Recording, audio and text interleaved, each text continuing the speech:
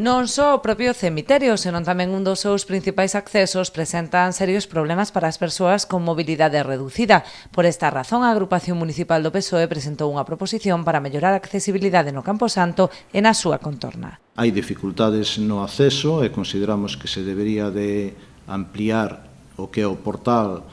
e a rampa que hai na parte oeste do cementerio, na rúa Cristóbal Colón, e tamén aproveitar para mellorar o que é a mobilidade, ampliando ou modificando a acera, porque en estes momentos non existe acera en esa parte do cementerio,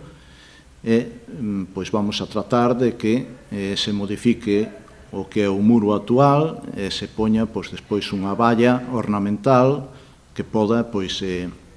darlle outra imaxe un pouco diferente o que é o noso cementerio municipal de Ribeira. Os socialistas propoñen tamén que se proceda á construción dun columbario para depositar as urnas con cinzas, que xa foi aprobada pola Corporación en 2016. Comentar o do columbario para preparar que xa había sido aprobado no ano 16. De momento, no sitio que era para facerlle a casa ao antigo enterrador, pois